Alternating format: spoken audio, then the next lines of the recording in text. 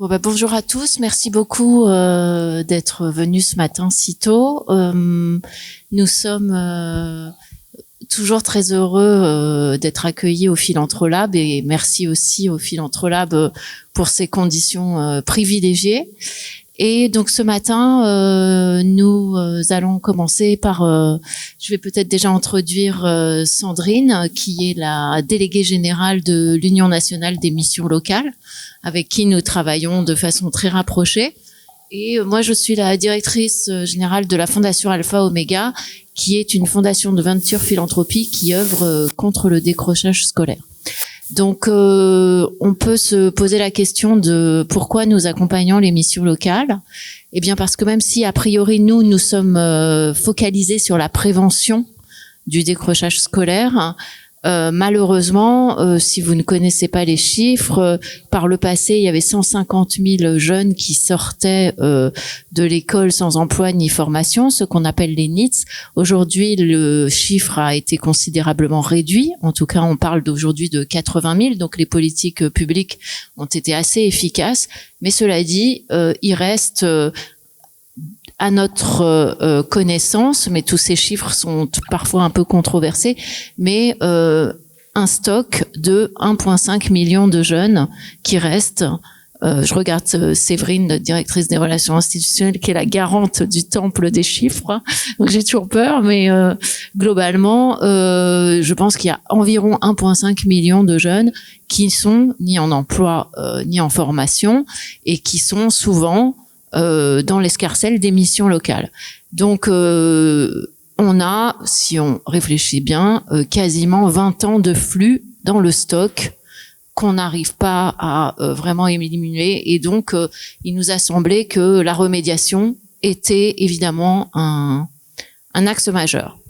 Donc, comment ça s'est passé? On a commencé par accompagner les écoles de la deuxième chance, qu'on a accompagné très extensivement par le biais de sa tête de réseau pendant plusieurs années et pour lesquelles je pense on a fortement contribué à l'organisation et à la remontée des bonnes pratiques, ce qui en a fait un réseau aujourd'hui très efficace. Enfin, et puis ensuite on s'est dit que c'était quand même très important de se rapprocher du cœur du réacteur, qui était les missions locales. Et c'est là où, en investiguant un peu plus, puisque nous on fait beaucoup de due diligence, eh bien on s'est rendu compte que les missions locales étaient une entité qui était pas bien connue, en tout cas de notre point de vue, et surtout pas reconnue à sa juste valeur. Donc je m'explique.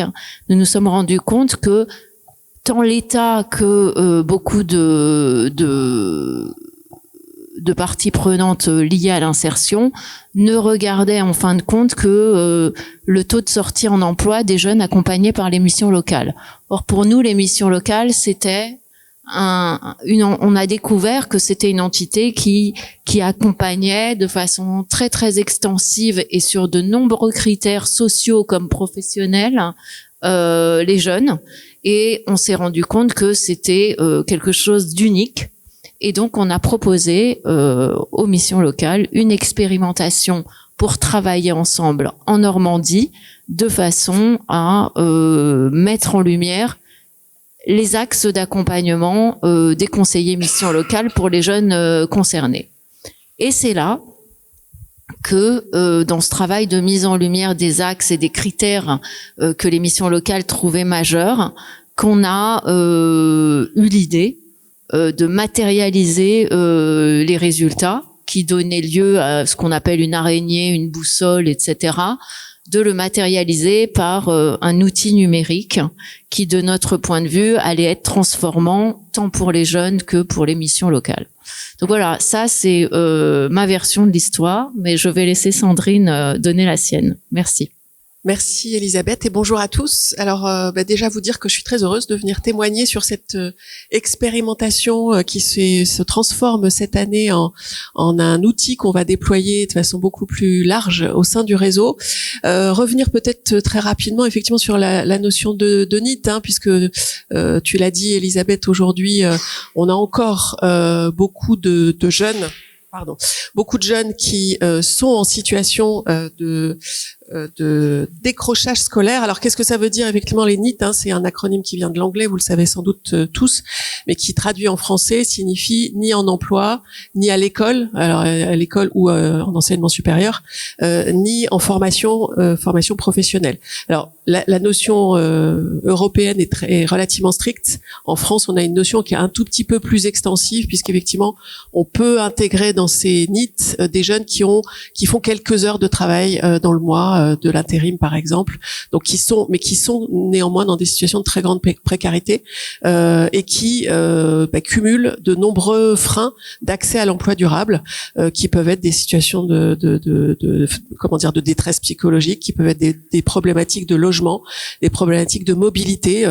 Le témoignage de Nicolas pourra aller dans ce sens-là, parce qu'effectivement, il est dans une mission locale dans un territoire rural, et dans les territoires ruraux, la mobilité est un énorme frein.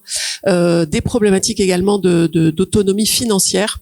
Donc voilà, le mot en fait, une des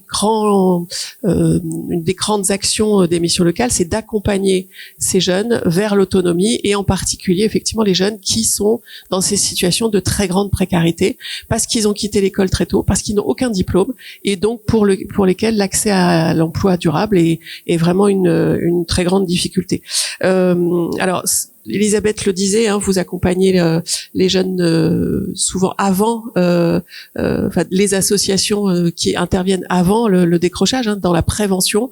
Les missions locales arrivent effectivement une fois que les jeunes ont décroché, et j'ai envie de dire qu'on complète l'intervention que font les associations que vous soutenez, pour éviter que finalement à 26 ans ces jeunes basculent dans le RSA, et où on sait effectivement dans ces cas-là que le retour à l'emploi une fois qu'on est installé dans le RSA, c'est très compliqué. Donc voilà, on reste nous aussi finalement dans une vraie logique de prévention et d'accompagnement de ces jeunes. Alors l'intervention des missions locales, c'est un réseau qui est implanté sur l'ensemble du territoire, 436 missions locales qui ont elles-mêmes des points d'accueil, des espaces d'accueil des jeunes, 6700 environ sur l'ensemble du territoire national. Donc une couverture géographique qui est très très fine, un maillage très fin, et donc qui leur permet d'être en contact avec plus de 2 millions de jeunes par an. 2022 a même été un record, puisqu'on était à 2,4 millions de jeunes en contact sur l'année. Donc ça représente, sur les 16-25 ans, ça représente quasiment un quart de cette population en fait, hein, qui prend contact avec sa mission locale. Néanmoins, tu le disais aussi Elisabeth, une partie de ces jeunes échappent à notre radar entre guillemets, c'est-à-dire ne viennent pas, ne poussent pas la porte des missions locales. Donc ça fait partie là aussi des sujets sur lesquels on souhaite travailler. Alors parmi ces jeunes qui sont en contact, alors ils appellent parfois pour juste un renseignement, un contact, une information sur leurs droits, etc. Parmi eux, environ la moitié rentrent dans une démarche d'accompagnement. C'est 1,1 million chaque année. Donc une démarche d'accompagnement où les conseillers de la mission locale vont leur apporter un certain nombre des réponses à leurs différents besoins. Hein. Je citais les questions de logement, bien sûr de formation, d'emploi, mais aussi de mobilité, donc qui peuvent être des interventions relativement ponctuelles ou de plus long terme. Et encore parmi ce 1,1 million, certains vont rentrer dans ce qu'on appelle des dispositifs publics d'accompagnement, des dispositifs intensifs où en fait on va contractualiser avec le jeune, et donc à travers ces dispositifs on remplit une mission de service public qui nous est donnée par le ministère du Travail. Alors il y a deux mesures aujourd'hui qu'on met en place. Il y a d'une part le PACA, donc le parcours d'accompagnement contractualisé vers l'emploi et l'autonomie, donc qui permet aux jeunes d'entrer dans ce parcours avec différentes étapes qui le conduisent donc à l'emploi et l'autonomie, comme le dit voilà l'acronyme, et donc il peut être un parcours sur 24 mois. Le jeune, la mission locale de son conseiller peut lui donner des allocations ponctuelles s'il a besoin pour faire un stage de s'équiper, s'il a besoin de transport, etc. Mais c'est une allocation très ponctuelle. Donc là, c'est vraiment un engagement du jeune et du conseiller dans un parcours. Et puis il y a un autre dispositif, décidément, qui s'appelle le contrat d'engagement jeune, qui est nouveau puisqu'il a été mis en place par le ministère du Travail l'année dernière, et qui a remplacé un dispositif que nous mettions en place depuis très longtemps, qui était la garantie jeune. Je fais une petite parenthèse. Il y a une évaluation de la garantie jeune qui vient de sortir, réalisée par la DARES, et qui montre que c'est un dispositif qui était très efficace. Le CEJ, à n'en pas douter, va l'être tout autant, voire plus, parce qu'effectivement, il a un petit peu évolué par rapport à la garantie jeune pour pouvoir mieux s'adapter aux situations des jeunes. J'expliquais tout à l'heure qu'effectivement, dans les NEET, on peut intégrer des jeunes qui ont quelques heures de travail. C'était pas possible avec la garantie jeune. Donc voilà, c'est un des axes qui a permis des évolutions. Mais alors voilà, donc là, juste pour vous donner quelques grands chiffres aussi, on a 240 000 jeunes en PACEA, 250 000 à peu près, et 200 000, un peu plus, en contrat d'engagement jeune sur l'année 2022. Je l'ai pas dit, mais le contrat d'engagement jeune, on le met en œuvre avec un autre opérateur, Pôle Emploi, qui est le principal opérateur du service public de l'emploi. Et donc Pôle Emploi a une cible de 100 000, les missions locales de 200 000. Donc 300 000 jeunes pouvant être accompagnés dans le cadre de ce contrat d'engagement jeune tous les ans. Alors, Elisabeth l'a très bien dit, quand on met en œuvre des dispositifs publics du ministère du Travail, ce qui intéresse l'État, c'est des indicateurs d'accès à l'emploi.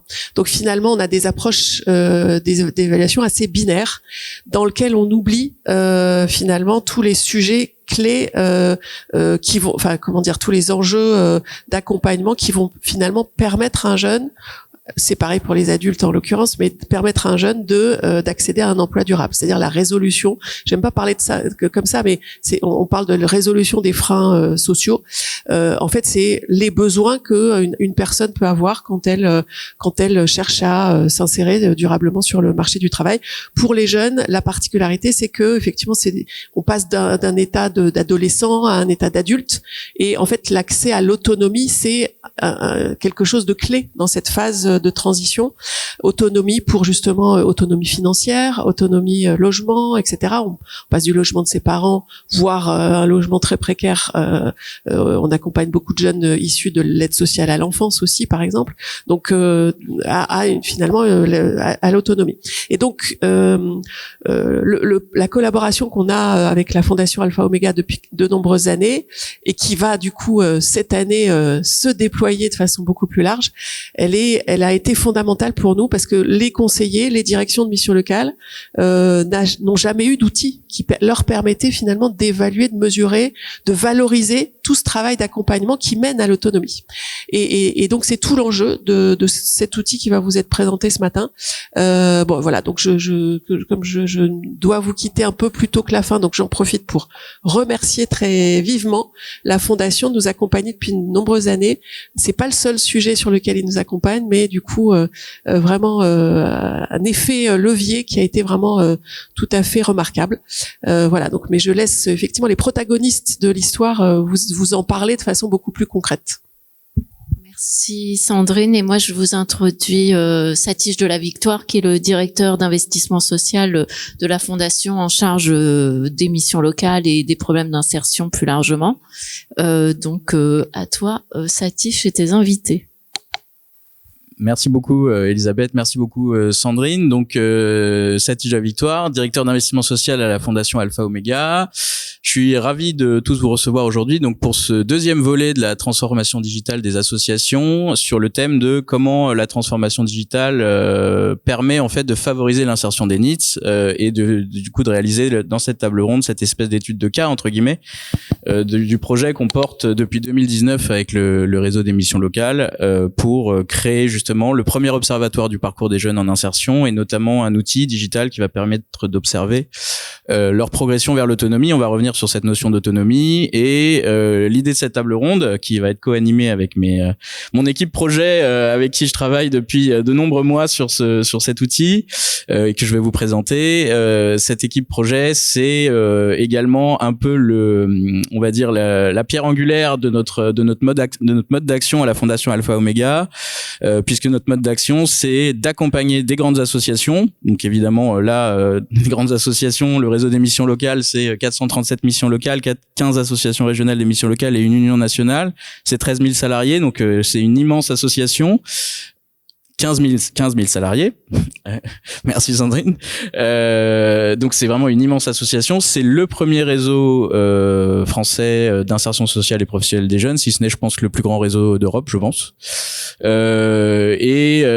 Donc la Fondation Alpha Omega a la fierté depuis 2009 d'accompagner le réseau des missions locales dans sa transformation digitale, sur un certain nombre de chantiers, notamment stratégiques liés à la transformation de ces systèmes d'information. Et en parallèle de ça, elle veut mener une action structurée et structurante sur la création d'un observatoire du parcours des jeunes et travaille sur un outil justement qui va permettre de donner à voir, à la fois pour les conseillers et les jeunes, la progression d'un jeune pendant son parcours d'insertion qui va durer plusieurs mois, sur tous les axes d'accompagnement de la mission locale qui sont des axes à la fois sociaux, ça va être la santé, la mobilité, le logement, la sécurité financière, la citoyenneté, et les axes professionnalisants qui sont liés à la formation qualifiante ou préqualifiante et à l'emploi.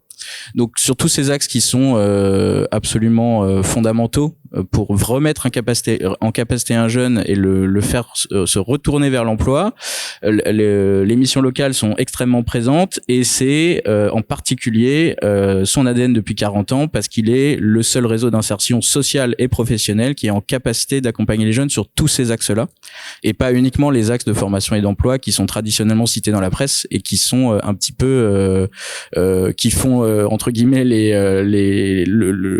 sont l'épicentre de la politique publique, mais qui ne donnent pas à voir le travail social réel des conseillers sur le terrain pour accompagner le jeune à la formation puis à l'emploi. Donc concrètement, nous à la Fondation Alpha Omega, on cherche à prévenir et à remédier les fragilités chez les jeunes lorsqu'ils ont connu des accidents de parcours dans leur vie. Et donc dans notre mode d'action, on va aider nos associations à se structurer et à s'organiser et à développer les outils qui vont permettre de justement réaliser la remédiation des fragilités. Et pour nous, ce premier observatoire du parcours des jeunes en insertion, parce qu'il donne à voir le travail social des conseillers, notamment sur tous les axes d'accompagnement, c'est un outil qui est structurant et un outil métier concret qui va leur permettre de, à travers l'observation de la progression des jeunes, d'améliorer leur travail d'insertion au quotidien. Et en plus de ça, c'est pour l'ensemble du réseau un outil formidable d'information et de recherche-action qui va se fonder sur l'intelligence collective de l'ensemble du réseau pour tirer des enseignements des différents dispositifs qui fonctionnent ou qui ne fonctionnent pas par région et derrière en améliorer les dispositifs publics d'insertion. Donc c'est à la fois un outil concret pour le conseiller pour accompagner son jeune et un outil de recherche-action qui va permettre de tirer des véritables enseignements afin d'améliorer la politique publique d'insertion pour l'ensemble du réseau. Donc je vais passer la parole à Nicolas Bansard, donc qui a été à l'origine du projet 1000 Horizons depuis 2019, aux côtés de la Fondation Alpha Omega, qui va vous rappeler les origines de ce projet, son historique, et puis ensuite qui va introduire un peu les grands jalons de développement de cet outil au service des jeunes. Merci Satish. Bonjour à tout le monde. Donc Nicolas Bansard, je suis le directeur de la mission locale de Saint-Lô-40 dans la Manche, en Normandie. Peut-être avant de commencer de parler de 1000 Horizons, c'est peut-être resituer, refonder un petit peu ce qu'est l'accompagnement en mission locale, parce que c'est de là que tout part en fait. L'accompagnement en mission locale, il est multidimensionnel et il est à portée globale. Ça veut dire quoi ? Il est multidimensionnel, c'est-à-dire que nous accompagnons, Sandrine l'a dit tout à l'heure, plus d'1 million de jeunes tous les ans. À travers 3 dimensions. La dimension personnelle, c'est-à-dire permettre à un jeune ou une jeune de passer de la vie d'adolescente à la vie d'adulte. Voilà. La dimension sociale et citoyenne, c'est comment est-ce qu'on construit pour demain des jeunes qui sont ancrés dans leur territoire, qui sont acteurs de leur territoire, qui participent à leur vie de leur territoire, qui sont pleinement intégrés dans leur territoire. Et Sandrine, tu l'as dit, la dimension territoriale de l'accompagnement, elle est fondamentale pour nous. Voilà. non seulement parce qu'on est implanté de façon très fine géographiquement dans nos territoires. Hein. Chaque mission locale a un nombre important de permanences. Voilà, on est un des derniers réseaux à être présent à l'échelle des cantons. Faut le dire. Voilà, et cette dimension sociale et citoyenne est pour nous fondamentale.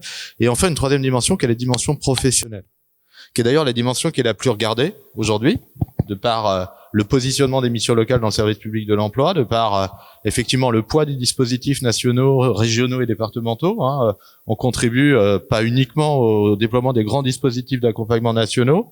Je pense qu'on est sans doute un des premiers acteurs partenaires aussi de la région, hein, dans le cadre de l'insertion sociale et professionnelle des jeunes, des régions de France. Enfin voilà, malgré les aléas qu'on a pu entendre par-ci par-là en ce début d'année. Je dirais c'est pour moi que des aléas, parce que les régions ont besoin de nous et nous avons besoin des régions. On est un acteur central du déploiement des politiques des départements, hein, dans le cadre notamment des expérimentations qui se terminent ou qui se continuent selon les départements dans le cadre du SPIE, le service d'insertion et de l'emploi, voilà. Et demain, à côté de ces grands réseaux dans le cadre de France Travail, enfin voilà. Donc cette dimension qui est très regardée, la dimension professionnelle, mais vous voyez bien que c'est pas la seule dimension. Et aujourd'hui, notre difficulté, c'était de faire valoir les autres. Ces deux dimensions qui sont comment nous on accompagne les transitions de ces jeunes, voilà, à passer d'une vie, de la vie de l'enfance en fait vers la vie de l'adulte, et puis à passer cette transition aussi sociale et citoyenne. Donc ça c'est la première chose. Et Satish l'a dit, tu l'as très bien dit, pour permettre d'accompagner dans ces trois dimensions, on a cette spécificité qui est assez unique hein, dans le paysage de l'insertion européen. C'est la globalité de l'approche. C'est-à-dire qu'il n'y a aucun sujet qui touche à la jeunesse qui nous échappe. Ça ne veut pas dire qu'on est légitime à tout faire, ça ne veut pas dire qu'on est compétent à tout faire, mais en tout cas, il n'y a aucun sujet. Quand un jeune franchit la porte d'une mission locale, il peut aborder l'ensemble des sujets qui le touchent dans les trois dimensions que je viens de citer. Et ça, c'est central. Enfin, je veux dire, depuis 40 ans, puisqu'on a fêté nos 40 ans l'année dernière, depuis 40 ans, c'est ce qui fait le fondement, je dirais, de nos actions, le fondement aussi de notre accompagnement. Et on a une rupture hein, dans le réseau, une rupture positive, hein, c'est pas une rupture négative, c'est 2005, le plan de cohésion sociale, cette inscription des missions locales, je dirais enfin peut-être sans doute enfin, dans le service public de l'emploi, voilà, le déploiement des grands dispositifs nationaux d'accompagnement et un regard d'acuité des politiques hein, nationales, régionales et départementales sur l'insertion professionnelle. Et on a oublié, je pense, hein, on a oublié cette évaluation, ce regard sur la globalité de notre accompagnement. Voilà.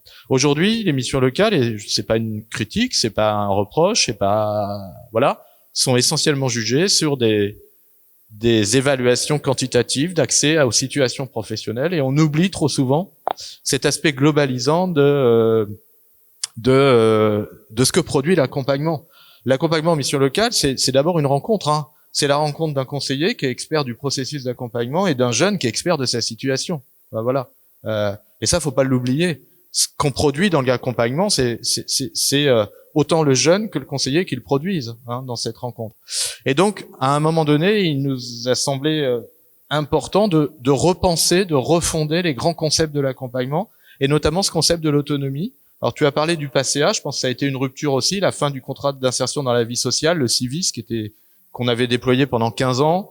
Le gouvernement a lancé un nouveau dispositif contractualisé qui est le PACEA, où le terme d'autonomie apparaissait pleinement, donc une reconnaissance aussi quand même du travail du réseau. Et il nous a semblé qu'il était nécessaire de refonder, de repenser à notre image qu'était cette notion d'autonomie. On a travaillé pendant 3 ans dans le cadre de l'Institut Bertrand Schwartz. On était accompagné par un spécialiste de l'autonomie qui était André Chauvet. On s'est inspiré beaucoup des travaux d'Yann Le Bossé, qui est cet universitaire québécois qui a beaucoup travaillé sur la notion de pouvoir d'agir, voilà, pendant 20 ans, hein, qui a irrigué, je dirais, les travaux autour de ce concept de pouvoir d'agir, hein, qui a beaucoup apporté, je dirais, au travail social en France, hein, du reste, hein, et pas que.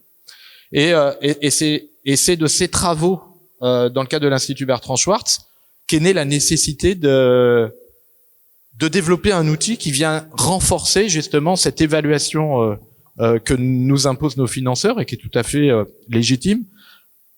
Comment est-ce qu'on évalue la portée de l'accompagnement des missions locales à travers cette notion d'autonomie. Et il s'est trouvé qu'en 2019, la rencontre de la Fondation Alpha Omega et de l'UNML, qui s'est contractualisée par une expérimentation en Normandie, a permis justement au réseau d'envisager, en tout cas de pouvoir travailler sur un nouvel outil qui est à la fois un outil d'observatoire, d'évaluation, ancré sur ce concept d'autonomie des jeunes, qui doit permettre, en tout cas à mon avis, de mieux qualifier, de mieux évaluer ce que produit l'accompagnement, tant au niveau d'un parcours de jeunes qu'au niveau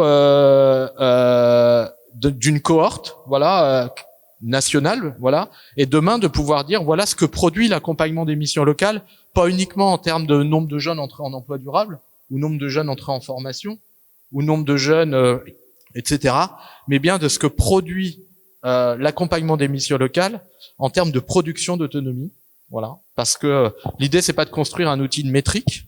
Enfin, je pense que les travaux récents ont montré que on ne mesure pas l'autonomie, on ne mesure pas le pouvoir d'agir. Enfin, on a abandonné cet idéal qui était un idéal noble au départ. Pour ceux qui connaissent les travaux d'Yann Bossé, pendant 20 ans, il a essayé de mesurer le pouvoir d'agir. Voilà. Je pense que les dernières publications ont montré, et il l'a avoué en disant que la métrique était impossible. Voilà. Par contre, l'observation est tout à fait légitime. Voilà. Et cet outil est pas un outil de mesure, c'est pas un outil, je dirais, de métrique. On mesure pas, on mesure pas l'autonomie, mais par contre on l'observe et on est capable, on sera capable demain, à côté des grands indicateurs qui resteront et qui doivent rester, que des dispositifs, en tout cas d'apporter des indicateurs nouveaux en termes de mesure justement de l'évolution du jeune dans la continuité de son parcours. Je dirais pour nous la finalité c'est quoi? C'est simplement de redonner le pouvoir aux jeunes. C'est-à-dire notre mission à nous, par rapport à des jeunes qui sont cabossés par la vie, c'est permettre à des jeunes de reprendre le contrôle sur leur trajectoire, de reprendre le contrôle sur leur vie personnelle, leur vie sociale et leur vie professionnelle. Et c'est ça que Mille Horizons prétend montrer demain. Merci beaucoup Nicolas. Alors on va rentrer un petit peu dans le concret. Alors je me rends compte aussi que j'ai oublié de vous présenter les gens de la table ronde. Donc Nicolas Bansard qui est le directeur de la mission locale de Saint-Lô-Carentan en Normandie, qui a été à l'origine depuis 2019 du projet. Nadine Louchard qui est la responsable de projet à l'Union nationale des missions locales du projet Mille Horizons particulièrement, et Maxime Muspolevitch qui est le directeur secteur public de Théodo. Théodo qui est un grand cabinet de développement d'applications numériques et qui nous accompagne particulièrement sur ce projet, sur cette nouvelle version de Mille Horizons qu'on est en train de développer. Donc concrètement, Nicolas ou Nadine, comme vous voulez, l'un ou l'autre, est-ce que vous pouvez revenir sur comment on a été amené, Fondation Alpha Omega et Réseau des missions locales, à expérimenter une première version de Mille Horizons, qui est donc cette application numérique qui constitue l'observatoire de la progression des jeunes vers l'autonomie. Comment s'est passé le projet, pourquoi une application numérique, et comment on a pu expérimenter ça historiquement sur le territoire normand? Alors, je vais répondre à cette question, Sati. En fait, l'outil numérique, c'était pas une évidence au départ, ce qu'il faut savoir. Le premier sujet, effectivement, c'est issu de la rencontre, en 2019 entre l'UNML et la Fondation. Et comme l'a dit Nicolas, et l'expérimentation qui a été finalement construite ensuite sur la région de Normandie a été finalement construite sur plusieurs axes, dont effectivement un objectif en particulier qui était de trouver le moyen finalement de mettre en lumière le métier des missions locales. Donc on est parti déjà de là avant d'arriver finalement à un outil qui est le résultat aujourd'hui quand même de plus de 2 ans de travail et de réflexion. Donc c'est un long chemin, c'est quand même important de le dire, je pense. Et finalement, de cette simple idée, on a mené des réflexions avec plusieurs directeurs. Donc, il y a 24 missions locales en Normandie. Il y avait 3 chantiers et on s'est répartis en fait sur une répartition un tiers, où finalement 8 directeurs se sont mis à réfléchir sur cette question-là qui était fondamentale, mais pas réfléchir seul, réfléchir aussi avec les salariés des missions locales qui sont représentés par les conseillers qui accompagnent les jeunes. Et partant de là, on s'est dit comment faire. Les missions locales, effectivement, sur l'accompagnement, sur un accompagnement global, interviennent sur plein de champs. Quel est le point commun finalement de tout ce champ? Et on a défini au bout de plusieurs séances de réflexion que finalement c'était écrit en toutes lettres sur la baseline de la Normandie. C'était pour l'autonomie des jeunes. Et partant de là, on a regardé un petit peu ce qui avait été fait au niveau des travaux de recherche, notamment de l'Institut Bertrand Schwartz, etc., qui était très active à une époque. Et du coup, on a ressorti un petit peu ce qui avait été tout le travail théorique qui avait été fait sur le sujet, et on a pu le remesurer. Voilà comment on est parti à l'origine, et ensuite on a travaillé finalement avec les conseillers sur la modélisation d'un outil ou de quelque chose qui puisse le montrer à voir. Et Nicolas, est-ce que tu peux nous parler de l'expérimentation normande? Comment ça s'est passé? Du coup, comment on a pu développer l'outil, le tester sur le territoire normand? Alors, en fait, on a modélisé un outil qui permet justement de pouvoir observer justement le développement de l'autonomie des jeunes dans le réseau. Voilà. Alors, cet outil, il est pas très compliqué. Enfin, théoriquement, il est complexe. Pratiquement, on l'a voulu le plus simple possible. Hein. L'idée étant d'avoir un outil qui soit ergonomiquement utilisable par tous. Donc on est parti de ce travail qu'on avait fait précédemment dans le réseau sur l'autonomie des jeunes versus la vision des missions locales. On est parti sur une modélisation, c'est-à-dire qu'est-ce qui donnerait à observer et à lire l'autonomie des jeunes. Donc on est parti sur 3 capacités qui sont pas des compétences. Alors je vais pas rentrer dans tout ce travail théorique parce qu'on a quand même, et ça je tiens à le dire, c'est pas un outil qui sort de rien. Théoriquement, il est quand même hyper solide. Et il s'assoit, et ça c'était une volonté dès le départ de s'asseoir sur de la recherche et de la recherche-action pour qu'il soit inattaquable quelque part d'un point de vue entre guillemets scientifique. Voilà. Alors moi j'appelle de mes vœux une recherche universitaire d'ailleurs sur ce travail-là, parce que je pense qu'il y a quelque chose d'intéressant à jouer. Donc on est parti sur la qualification de l'autonomie sur 3 capacités, 2 capacités qui sont directement liées aux travaux sur le pouvoir d'agir, en partie issues des travaux d'Yann Le Bossé et d'un consultant qui nous a beaucoup accompagné et qui a beaucoup accompagné le réseau, c'est André Chauvet. Je tiens à le saluer parce que même s'il n'a pas participé de l'expérimentation 1000 Horizons, il était en ligne d'horizon tout le temps. Enfin, André était en ligne d'horizon tout le temps. Donc, 2 concepts, la capacité à être accompagné, c'est-à-dire la capacité du jeune à interpeller les ressources de son territoire en termes d'acteurs, voilà. La capacité à outiller son parcours, voilà.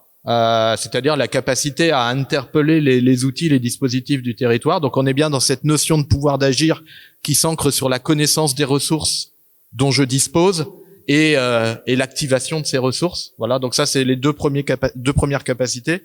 Et la 3e capacité, c'est la capacité qui est une capacité plus comportementale, la capacité à adopter les bons comportements. Voilà. Et donc à partir de là, on a déployé ces 3 capacités sur 7 grands domaines d'accompagnement pour répondre justement à la globalité de l'accompagnement. Donc évidemment la formation et l'emploi, la santé, la mobilité, tout ce qui est aspect financier, le logement et puis la citoyenneté qui est un peu alors qui reste un peu un domaine, enfin pas un domaine mais une dimension fourre-tout, mais voilà, bon. Et donc on va observer, pas mesurer, excusez-moi, l'autonomie des jeunes à travers ces 3 capacités clés qui nous semblent être l'assise de l'autonomie sur les 7 domaines. Et on s'est dit comment est-ce qu'on peut arriver à outiller un outil d'observation, voilà, qui n'est pas un outil de mesure, je le répète, c'est fondamental pour nous parce que c'est là où on veut nous emmener et c'est là où on veut surtout pas aller, voilà. On est sur le qualitatif, on n'est pas sur le quanti, je le redis. Et ben on s'est dit qu'est-ce qu'on produit dans l'accompagnement, qu'est-ce que produisent le jeune et le conseiller, qu'est-ce que produisent le jeune et l'accompagnement. dans cette rencontre de ces deux expertises, il produit quoi? Il produit de l'intérêt, il produit de la connaissance, il produit de la mobilisation et il produit au final de l'autonomie.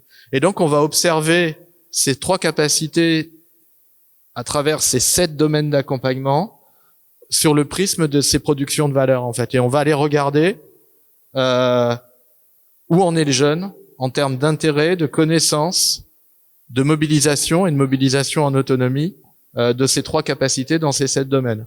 Et puis quand on a construit ça, il faudrait voir le schéma, mais on s'est dit en fait ça c'est modélisable, ça match.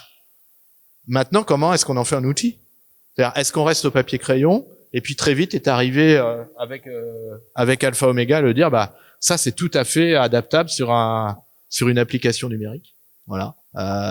C'est d'autant plus adaptable que l'application numérique nous permet de qualifier justement ces capacités dans ces 7 domaines juste en cliquant.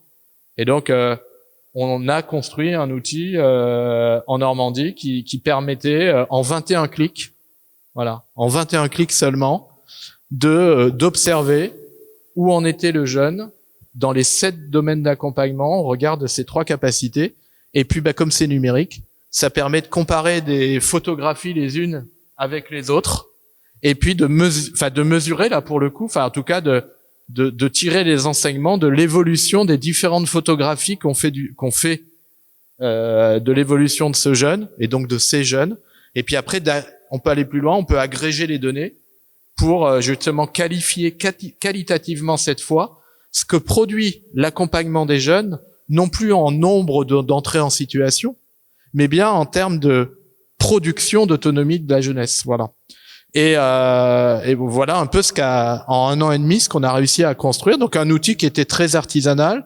On a gardé toute l'architecture quand on est passé à la phase nationale. Je dirais le fondement de l'outil est resté le même. Cette observation de ces 3 capacités dans chacun des domaines de l'accompagnement est restée.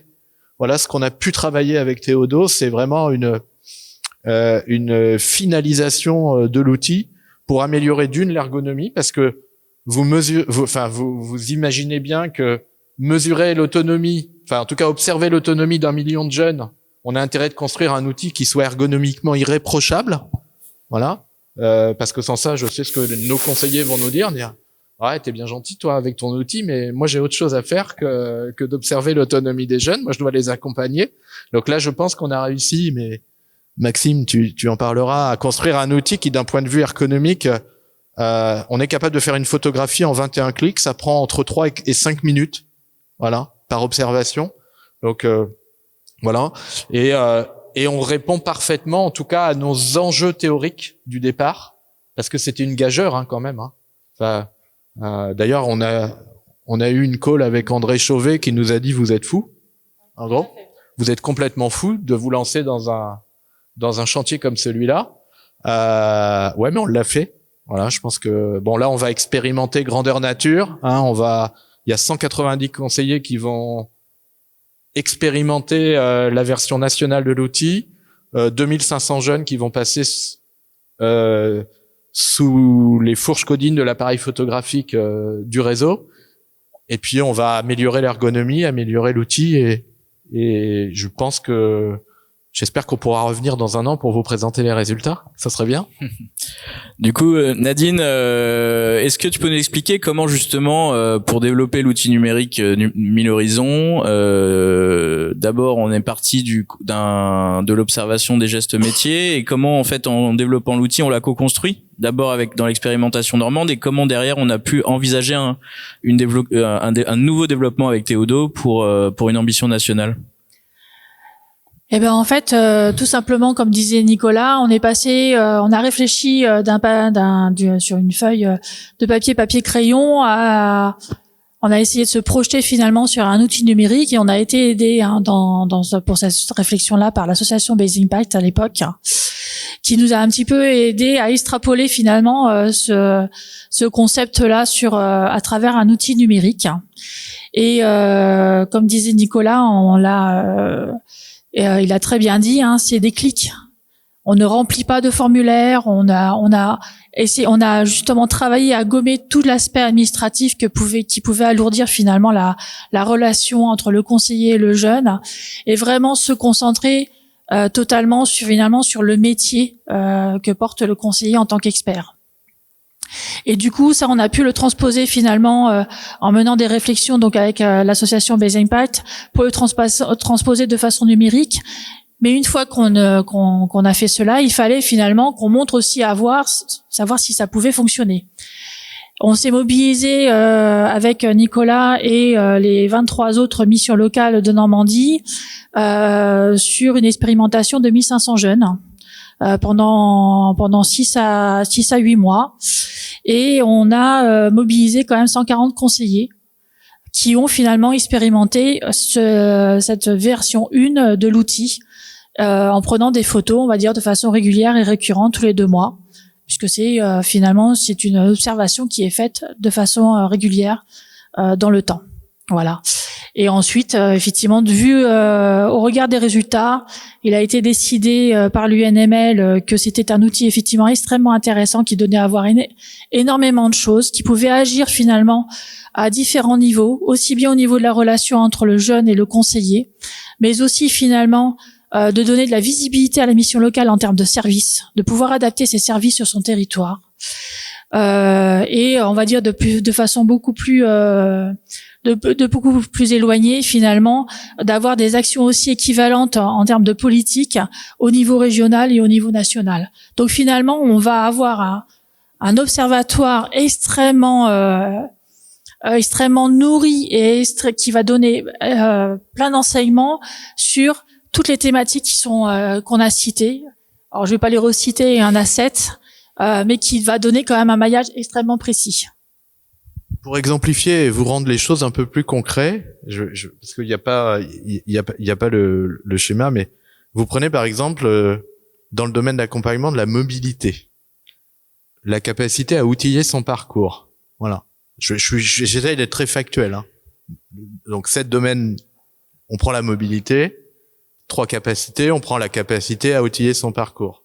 Le conseiller va avoir 5 choix, 5 boutons à cliquer. Le premier bouton, qui est le premier palier d'autonomie, ne connaît pas et ne voit pas l'intérêt.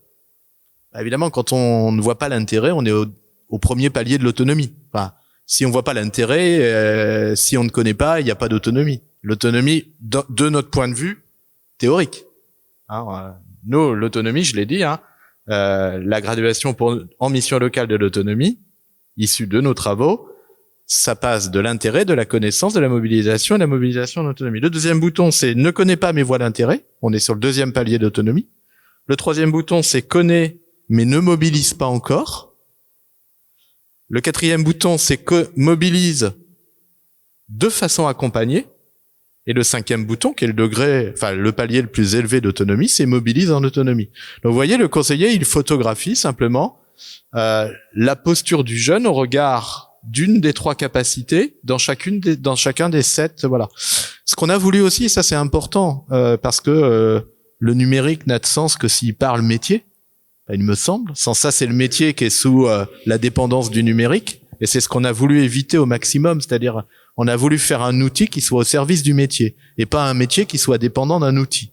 Ce qui est très souvent le cas des systèmes d'information, soit dit en passant. Je parle pas d'une autre, mais j'y pense très fort. Et donc, on a voulu construire un outil très simple et un outil qui parle métier, c'est-à-dire un outil qui parle au conseiller. C'est là où Nadine le dit très bien, c'est-à-dire que l'expérimentation normande avait comme vocation, je dirais presque comme seule vocation, de nous aider à bâtir un bêta outil numérique qui soit vraiment un outil ancré sur le langage des conseillers. Voilà. Et je pense que, enfin Maxime, tu me confirmeras ou tu m'infirmeras, mais je pense que c'est tout l'intérêt de cette première expérimentation normande. On n'a pas de résultats très tangibles à montrer des données de la première expérimentation. Par contre, le résultat tangible, et je pense que les collègues des autres régions de France qui ont découvert 1000 Horizons nous l'ont dit, vous avez réussi à construire un outil qui nous parle d'emblée et qui fait sens et qui est finalement assez intuitif pour un conseiller en mission locale. Voilà. Ça je voulais le dire et essayer de vous faire toucher ce qu'est 1000 Horizons. Mais c'est un outil vraiment, c'est pas un outil, il n'y a pas de langage, enfin le langage numérique, il est caché derrière le langage métier. Alors, du coup, après l'expérimentation normande, la Fondation Alpha Omega et les missions locales ont eu rapidement, parce que on s'est rendu compte que cet outil numérique et cet observatoire de la progression des jeunes, il servait vraiment le métier d'insertion sociale et professionnelle. On a eu l'ambition de le déployer nationalement. Et d'en faire un outil qui a une capacité à être déployé sur un immense réseau de 15 000 salariés, 13 000 conseillers pour accompagner millions de jeunes. Et donc maintenant, je vais passer la parole à Maxime Uspolevich, donc de Théodo, qui nous accompagne depuis 2022 là sur le déploiement, le développement et le déploiement d'une nouvelle version de 1000 Horizons, qui est beaucoup plus ambitieuse, et surtout, et il va nous le raconter comment, qui a l'ambition de s'interconnecter avec le système central des missions locales qui s'appelle IMILO, et qui va pouvoir extraire des données sur ce système central de façon à pouvoir observer le million de jeunes au national. Maxime, je te laisse la parole. Merci. Nicolas, tu l'as dit, je crois le focus a été mis sur l'intégration de cet outil numérique dans le geste métier du conseiller. C'était hyper important, en particulier dans un contexte où le numérique n'est pas du tout au centre de la relation entre le conseiller et le jeune. Donc c'était primordial d'avoir une interaction avec l'outil qui soit au bon moment, dans le bon contexte, et on a mis en place une démarche centré sur le conseiller. On est allé voir le conseiller, on a travaillé avec lui je dirais presque le concept. Le modèle avait été validé lors de l'expérimentation. Restait maintenant à construire quel était ce geste métier le plus simple, le plus efficace possible sur le produit numérique en question, sur 1000 Horizons V2 dans sa version 2. On a doublé ce concept de mise au centre du conseiller, des méthodologies dites agiles, d'itération, de construction itérative du produit, de manière à s'assurer et à tester auprès d'une population de conseillers à tout instant qu'on était dans la bonne direction, dans la bonne production de valeur pour lui, dans son geste métier, je le redis encore une fois. Et je crois aujourd'hui, c'est ce qui fera probablement le succès du produit, c'est sa simplicité, son intégration dans le contexte de travail du conseiller, et au service finalement de sa prise de décision quant à l'accompagnement qu'il souhaite proposer aux jeunes, et dans une autre facette, à l'évaluation, je dirais, de l'autonomie à un niveau macroscopique jusqu'au national de cette prise d'autonomie. Et Maxime, est-ce que tu peux nous expliquer concrètement comment une société comme Théodo agit sur un projet comme ça, quel est son mode d'action, et comment justement elle, dans cette équipe projet qu'on a constituée ensemble, comment on a pu travailler ensemble pour développer cette nouvelle version de 1000 Horizons. Est-ce qu'on peut parler d'intensité? Est-ce que l'intensité c'est le bon terme? Ouais. Non, on aime bien intervenir vraiment dans des dispositifs d'abord très resserrés, dans des démarches frugales, qui valident à tout instant qu'on est dans la bonne production de valeur, et dans une intensité où on a proposé à l'équipe projet de toutes les semaines de démontrer tout ce qu'on avait produit et réalisé, pour valider qu'on était dans la bonne direction, pouvoir corriger le tir à tout instant et éviter ces effets tunnels qu'on peut voir dans les grands projets informatiques et qui aboutissent souvent à des catastrophes. Je crois qu'on a assez bien réussi ça. Ça vous a probablement un petit peu secoué sur le rythme, et c'est tant mieux. C'était bien.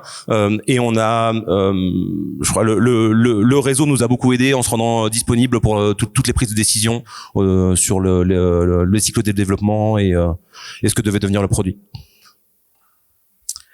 Nadine, toi, est-ce que tu peux nous parler justement pendant la phase de développement aussi des enjeux d'interconnexion avec le système central des missions locales? Comment justement est-ce qu'on a été amené pour pouvoir envisager une ambition nationale, devoir interconnecter cette nouvelle application numérique avec un système d'information qui est considérable, qui est celui des missions locales? Alors effectivement, comme je disais tout à l'heure, on a eu la volonté finalement, en construisant cet outil, de sortir vraiment toute la partie administrative qui pouvait être vraiment qui pouvait ennuyer fortement les conseillers dans la démarche de cet outil. Donc vraiment de mettre au centre finalement la relation qu'ils avaient avec leurs jeunes.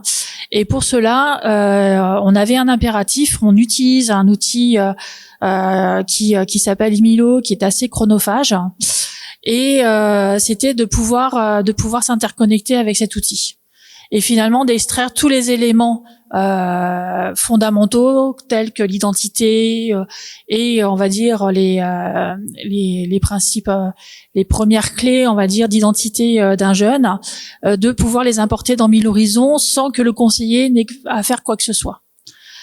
Donc il y a eu un gros travail d'interconnexion avec l'outil dans un premier temps.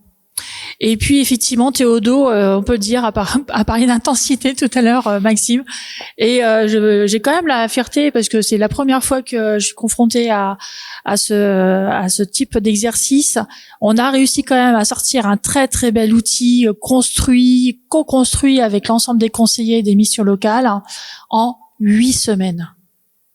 8 semaines pour faire un outil ergonomique qui répond finalement au métier et qui répond à cet objectif fondamental d'observer et de mettre en valeur le métier des missions locales. Après, ce que je veux dire aussi du travail qu'on a fait ensemble, moi c'était la première fois que je menais un travail de développement numérique. J'avais contribué à d'autres, mais là vraiment au cœur, voilà. Ce qui était intéressant, moi, ce que j'ai trouvé vraiment intéressant par rapport à ce qu'on a produit ensemble, c'est que on peut le dire aujourd'hui, Théodo est partie intégrante de ce qu'on a construit. C'est-à-dire, et notamment, je prends un exemple, c'est-à-dire qu'aujourd'hui, on va être capable de visualiser l'évolution de l'autonomie d'un jeune durant tout son parcours. Alors ça, moi, à ma connaissance, ça n'existe nulle part, mais on visualise pas ce qui s'est passé dans le parcours. Parce que ça, c'est très facile, hein, il suffit de reprendre tous les événements, vous savez, vous faites une frise, hein, tous les entretiens sur une frise chronologique, toutes les entrées en emploi, les entrées en situation, bon, ça on savait le faire déjà. Mais là, on va être capable de visualiser l'évolution de l'autonomie du jeune sur l'ensemble des domaines d'accompagnement.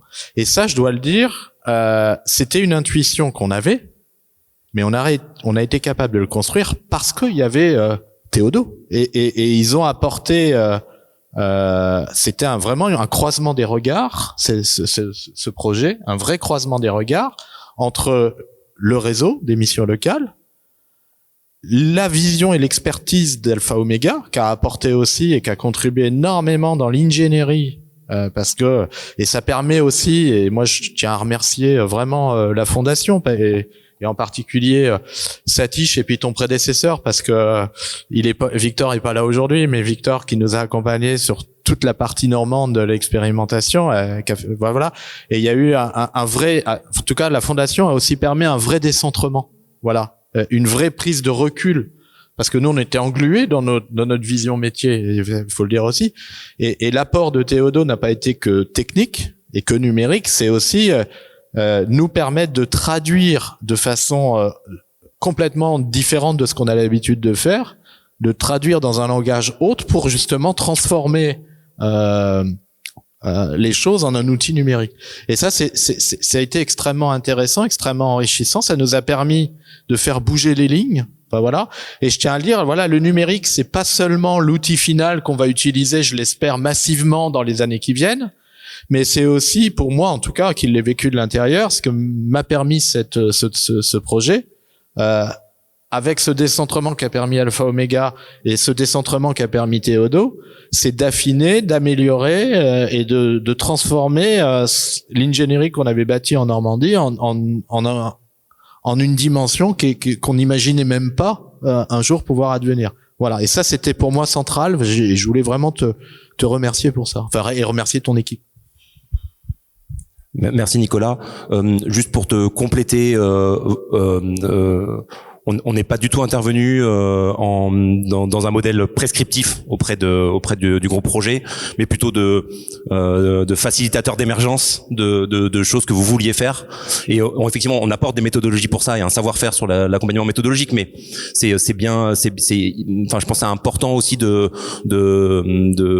laisser la voix à la fois aux gens qui portent la vision, vous en l'occurrence, et je le redis, au terrain. C'est la voix de l'utilisateur, l'écoute des gens qui vont utiliser le produit est primordiale dans ce type de projet. Merci beaucoup Maxime. Alors effectivement, moi j'ai eu la grande fierté d'accompagner Nadine et Nicolas, évidemment avec l'expertise de Maxime, sur le développement de cette nouvelle version de 1000 Horizons. On a beaucoup travaillé pendant 8 semaines concrètement sur notamment l'expérience utilisateur et sur le développement des interfaces, c'est-à-dire vraiment comment concrètement ce que va voir le conseiller au quotidien sur son outil et ce qui va lui permettre justement d'observer la progression des jeunes, ce qui était vraiment fondamental. Mais ça, c'était pas du tout une vision top-down, c'est quelque chose qu'on a travaillé ensemble et surtout qu'on a confronté à la réalité d'un groupe de travail qui lui a permis d'alimenter justement par sa réflexion à la fois l'expérience utilisateur et les interfaces utilisateurs pour avoir la meilleure expérience de l'outil. Donc voilà, maintenant l'outil est développé, il est en cours d'interconnexion avec le système central des missions locales et Nadine, est-ce que tu peux nous parler justement concrètement maintenant comment on va procéder au bêta-test de cette nouvelle version sur l'ensemble du territoire national avec des missions locales expérimentatrices qui vont permettre de justement nous donner leur feedback à partir de ce bêta-test. Alors effectivement, maintenant, comme tu dis, Satish, on passe à une autre échelle. On a élargi en fait le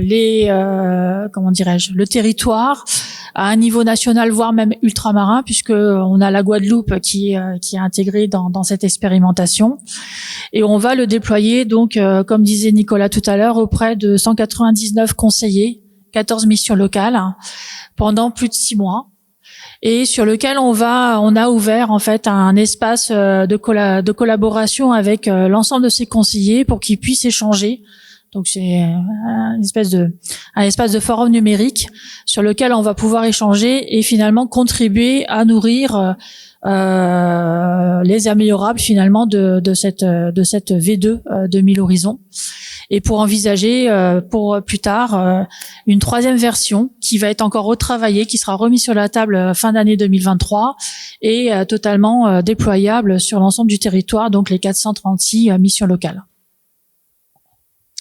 Merci beaucoup Nadine. Donc comme le dit Nadine, voilà, c'est vraiment l'ambition, c'est de tester cette année sur le territoire national et ultramarin avec près de 2500 jeunes qui sont dans l'expérimentation.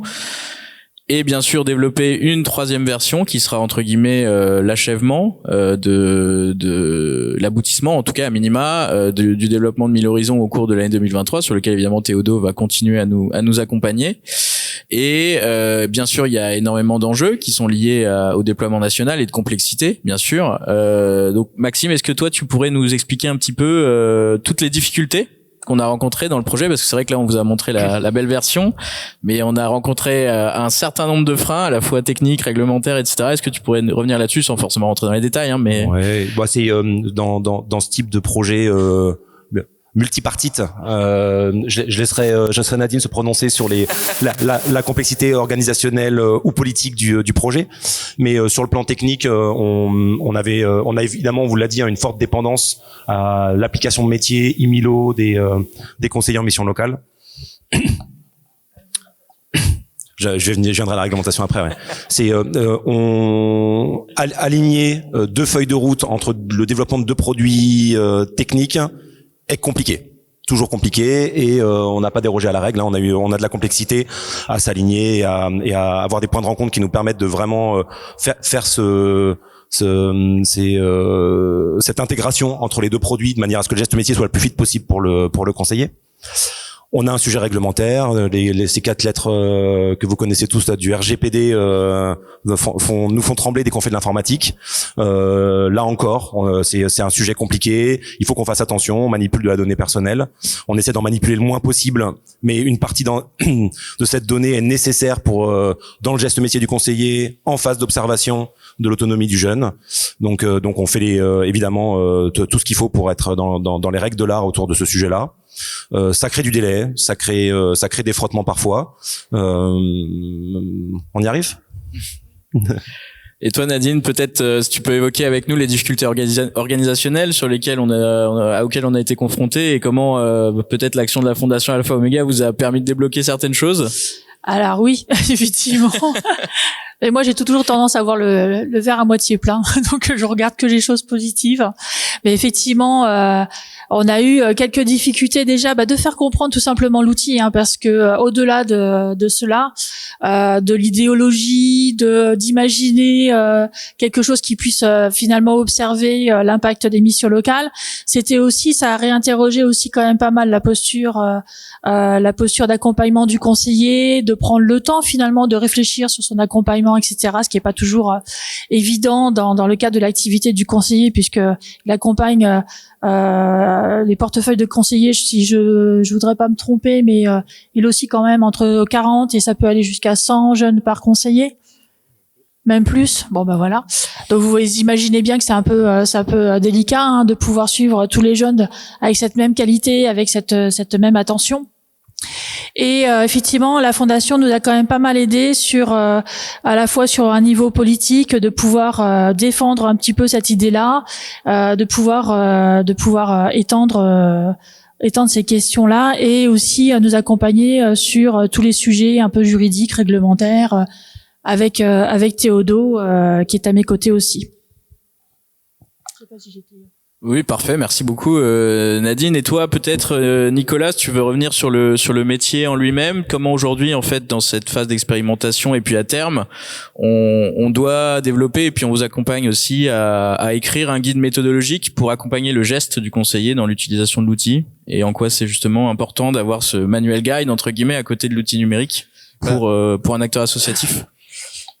Moi, je crois que voilà, moi j'ai eu le beau rôle, je me suis pas du tout occupé des aspects ni réglementaires ni techniques, je leur ai laissé se dépatouiller. Non, sans plaisanterie, je pense que aujourd'hui, moi ce que j'attends de l'outil et ce que j'attends de la poursuite de la collaboration d'Alpha Omega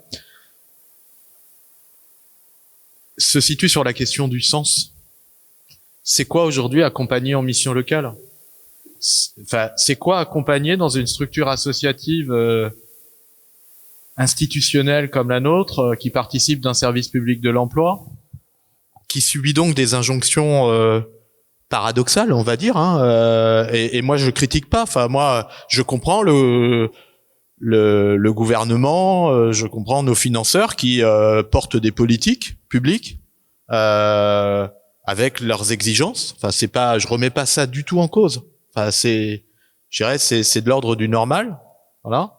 Par contre, ces politiques qui vont de plus en plus vite, mais ça, vous êtes tous là pour l'observer. Enfin, je pense qu'aujourd'hui, on a des politiques qui changent à l'horizon de 9, 12, 13, 14 mois. Quand il y a 15, 20 ans, rappelez-vous, elles changeaient à l'horizon de 5, 6 ans. Voilà. Donc, c'est comment est-ce que on est capable aujourd'hui de donner du sens à l'accompagnement?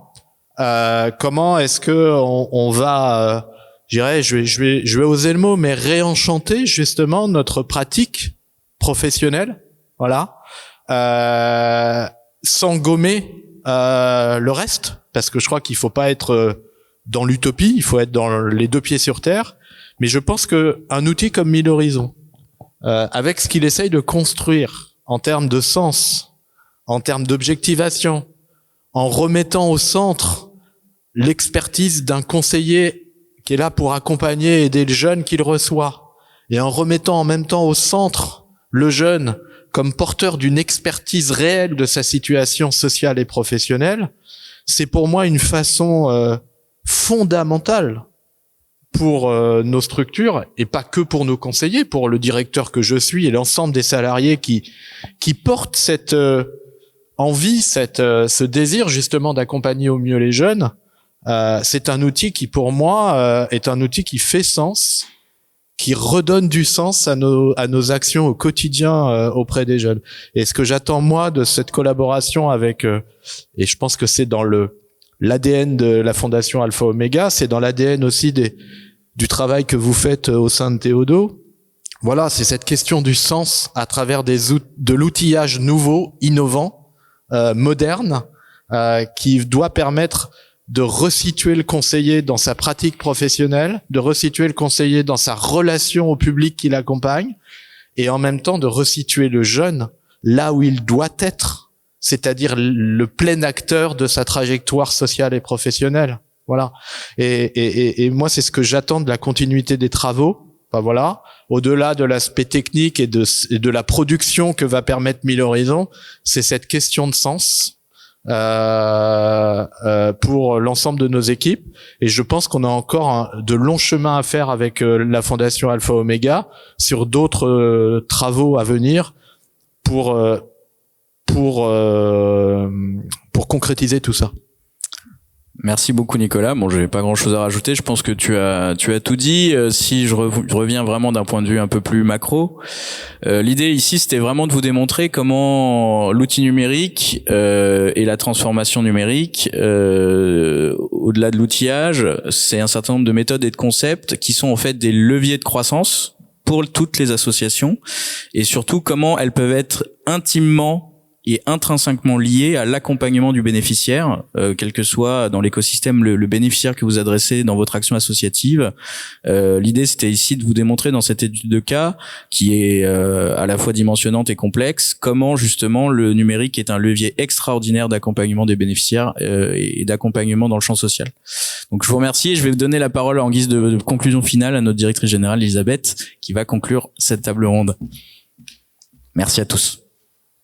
Alors moi je voulais juste remercier tout le monde et le redire un peu de façon plus peut-être plus simple, parce que j'ai été moins impliquée dans le projet. Mais en fait, ce que j'ai pas dit au début, et ça me turlupine depuis le début, c'est que quand on est allé voir les missions locales sur site, en fait on s'est rendu compte que les conseillers missions locales, c'était quasiment les parents de substitution des jeunes. Et en fait, c'est quand même assez puissant ce truc. C'est-à-dire que quand un jeune décroche, nous on est tous là parce que on veut faire avancer le problème du décrochage scolaire et surtout le fait que chaque jeune puisse avoir un avenir. Et en fait, on s'est rendu compte critères là dont on parle de façon un peu administrative ou techno, en fait ça veut dire quand même quelque chose de très concret, qui est que si on est malade, en gros Sandrine sort de ce corps et donc merci. Bon je la refais.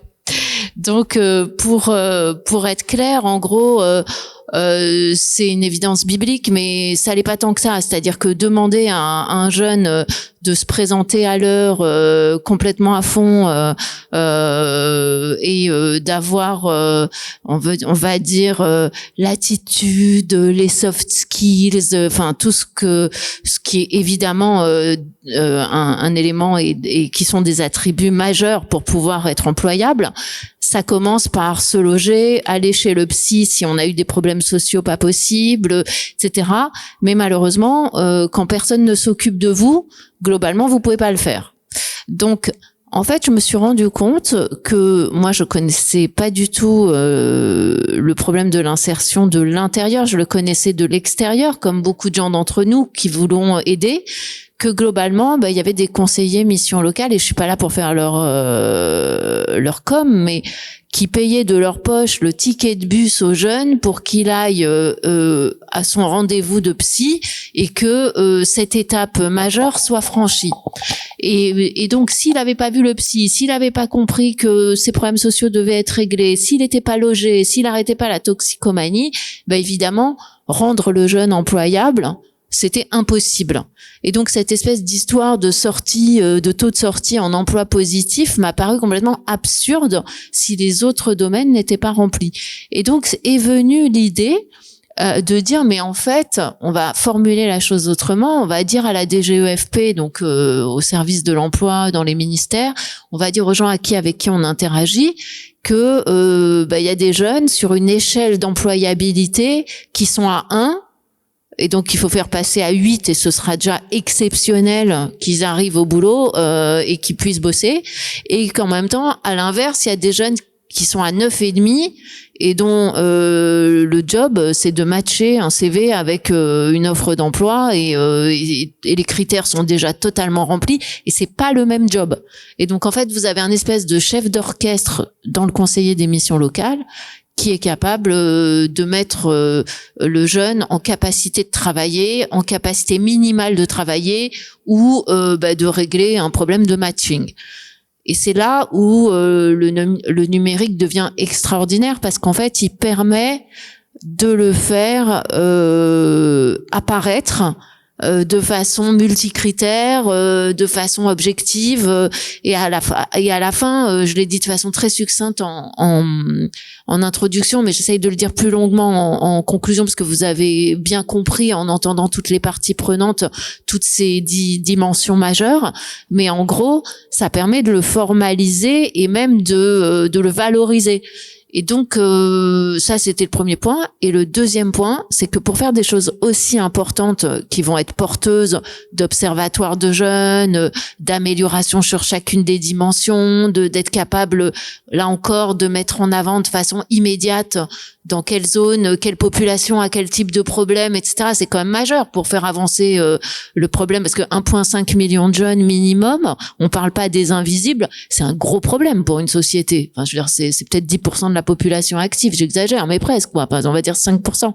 Et donc, aujourd'hui, c'est pour ça qu'il faut faire appel quand même aux meilleurs dans le numérique, parce que il y a des boîtes numériques qui vous transforment l'affaire en usine à gaz, et il y a des gens qui rendent ça fluide. Et je veux dire que nous, c'est la première fois qu'on travaille avec Théodo, mais là encore, on a été assez bluffés. Et moi, là, je le dis pas encore non plus pour faire de la pub à Théodo, mais moi, je dois dire qu'il y a quand même beaucoup de choses qui sont pas forcément connues, et sur les missions locales et sur les intervenants numériques. Et voilà, je tenais à le dire parce que quand il y a 2 millions de jeunes en jeu, c'est quand même important de faire appel aux meilleurs. Et merci à Théodo de nous avoir fait des tarifs très très compétitifs. Recommencez, s'il vous plaît. Bonjour, merci beaucoup. Je suis Lila Safraoui, je travaille pour un groupe de recrutement et d'intérim qui s'appelle Adéquate. Et je précise que j'ai passé les dernières années au ministère du Travail et de l'égalité des chances, et donc je me suis beaucoup intéressée au rôle des missions locales, et bravo pour ce que vous faites sur les territoires pour les jeunes. J'ai une question, on parle beaucoup d'autonomie. Est-ce que les jeunes, à un moment donné, sont associés à l'observation ? Voilà, comment est-ce qu'on recueille leur consentement, je pense, mais aussi comment est-ce qu'ils sont acteurs de l'outil. Et puis, est-ce que c'est un outil que vous auriez vocation à partager avec d'autres associations, puisque vous êtes nombreux sur le territoire à faire beaucoup pour eux? Évidemment. Enfin, je vais répondre évidemment. C'est ce que je disais. Enfin, l'accompagnement, c'est une rencontre. Et ce que produit l'accompagnement, c'est le résultat de la rencontre, je dirais, de ces deux experts qui ont une place fondamentale pour faire avancer le jeune, mais chacun a sa place. Donc oui, l'idéal, c'est que l'observation, la photographie, comme on le dit, on image un peu parce que, voilà, je le redis, c'est pas de la mesure. Donc voilà, l'observation, dans l'idéal, elle doit se faire avec le jeune. Alors, malgré tout, 1000 Horizons, c'est ni un outil de diagnostic, ni un outil d'évaluation du parcours ou de l'accompagnement. C'est vraiment un outil où on essaye d'objectiver et pas de mesurer là où en est le jeune à un instant T en termes de l'autonomie à travers, je dirais, le prisme théorique qu'on a choisi. Après, on peut critiquer notre prisme théorique. Ce qui fait la valeur de l'outil, c'est pas la théorie, c'est l'agrégation des données qu'il produit et cette intelligence collective dont tu parlais tout à l'heure. Donc oui, l'idéal, c'est un outil d'observation qui se joue dans le dialogue en fait et dans la rencontre. Maintenant, quand on a dit ça, on se place dans un aspect un peu surplombant. Je pense que à terme, et je pense que c'est l'intuition qu'on a tous les quatre là, c'est un outil qui pourra jouer à travers 3 modalités, c'est-à-dire la modalité la plus pertinente à mon avis, c'est la modalité de l'observation dans la rencontre du jeune et de son conseiller. On sait très bien que pour des questions pratiques et puis des questions de réalité, il y aura des moments, des observations qui se feront par le conseiller sans le jeune. Et puis moi, ce que j'espère, c'est qu'à terme, dans une version ultime, le jeune puisse s'observer lui-même.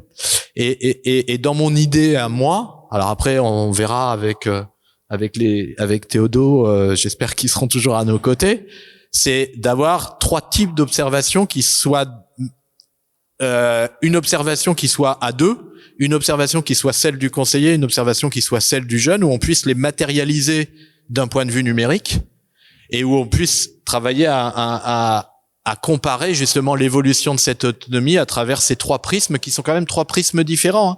J'observe pas de la même façon comment évolue mon jeune quand je suis dans une attitude de réflexivité seul dans mon bureau. J'observe pas de la même façon quand le jeune est là. Et le jeune, il s'observe pas de la même façon quand je suis là ou quand il est tout seul. Donc et moi je pense que on voit qu'il y a un outil qui va évoluer, qui a des marges d'évolution dans le temps. Donc pour répondre à votre question, oui, le jeune, il est au centre de toute façon. Mais Mille Horizons, le jeune, il n'y a pas que le jeune qui est au centre. Mille Horizons, c'est un outil qui met au centre autant le conseiller que le jeune.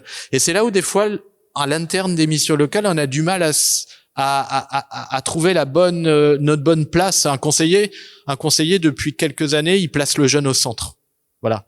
La posture d'un conseiller en mission locale a beaucoup évolué. Le conseiller s'est complètement décentré, en fait, pour laisser la place aux jeunes. Et Mille Horizons, c'est aussi un outil qui a pour objectif de recentrer le conseiller dans la relation d'accompagnement. Parce que, pour changer de posture, pour changer de posture, vous savez ce qui se passe, hein. Pour changer de posture, on bascule de l'autre côté. Et là, notre objectif aussi, c'est de recentrer le conseiller. Voilà. Et pour ce qui est de partager cet outil-là, peut-être que dans une version encore ultérieure, il y aura l'observation des partenaires des missions locales. Voilà, parce qu'on peut imaginer aussi un partenaire comme une agence d'emploi qui vient observer la vision qu'ils ont, eux, de l'autonomie du jeune en question. Et c'est encore, je dirais, une 4e observation qu'on pourrait intégrer à Mille Horizons. Donc vous voyez, les perspectives couvrent ce type d'outil, enfin moi il me semble en tout cas, au service de l'accompagnement des jeunes et au service aussi vous le disiez tout à l'heure, les missions locales n'ont jamais su donner à lire ce qu'était réellement leur accompagnement. Là, on tient peut-être quelque chose enfin, 40 ans après, hein, quand même. Alors, je vais compléter un petit peu ce que dit Nicolas. Ce qu'on n'a pas expliqué dans l'outil, dans la version 2, et c'est ce que Théodo nous a beaucoup aidé à faire, c'est la visualisation de la progression justement de cet accompagnement. Et en fait, dans la relation que le conseiller va avoir avec le jeune, il a la possibilité de visualiser en fait sa progression et de pouvoir construire finalement ou de co-construire finalement la relation aussi à travers la visualisation de cette progression. Donc ça, c'est quelque chose quand même qui est assez bluffant. Quand vous voyez finalement une courbe qui monte, ou alors si elle descend effectivement, c'est peut-être parce que il y a eu des difficultés, etc. Et ce qu'on n'a pas non plus expliqué, c'est qu'effectivement nous avons des observations qui sont temporelles, hein, parce que ça correspond à une temporalité de dispositif ou ce genre de choses. Mais on a aussi, et c'est moi ce à quoi je suis un peu plus attachée, des observations sur ce que moi j'appelle des moments clés. Qu'est-ce que c'est qu'un moment clé? Finalement, c'est quand on a accompagné un jeune. Alors je vais prendre un exemple sur un logement, par exemple, et qu'on va l'accompagner finalement sur une démarche de trouver un logement. Le moment où il va trouver son logement, ça sera peut-être aussi le moment où on va observer qu'est-ce qu'il a finalement gagné en termes d'autonomie par rapport à ça. Et du coup, tout ça, ça va donner aussi une visualisation de sa progression et permettre finalement aux jeunes, in fine, de reprendre confiance en lui finalement dans la vie et dans sa façon d'appréhender sa vie sociale et sa vie professionnelle plus tard. Et j'ai envie de dire, du coup, on le partage déjà finalement. Dans sa V2, si ces moments clés finalement impliquent aussi des partenaires, forcément, on les met en évidence par rapport à ça.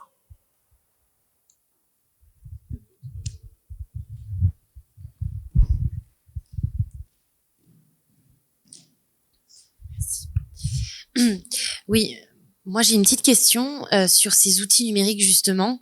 Il y a un gros souci aussi, je trouve, vis-à-vis de l'administration fiscale qui a du mal à reconnaître ces outils comme étant d'intérêt général. Et il y a vraiment un état d'esprit de l'administration fiscale qui a, excusez-moi de l'expression, un peu en horreur ces plateformes numériques. Et aujourd'hui, je vous vois travailler justement avec les services publics, etc. Et j'aimerais savoir, recueillir un petit peu vos avis sur cette problématique justement. Alors, j'ai envie de la renvoyer la balle en fait, hein, parce que s'ils n'avaient pas les outils numériques, ils feraient comment? Donc là, pour le coup, on n'a pas eu d'opposition par rapport à ça parce qu'ils se servent de cet outil-là justement pour recueillir les chiffres, recueillir les résultats par rapport au réseau. Donc j'ai un petit peu du mal à comprendre votre question, mais là pour le coup, je renvoie la balle quoi. On peut pas se passer du numérique aujourd'hui pour remonter les informations.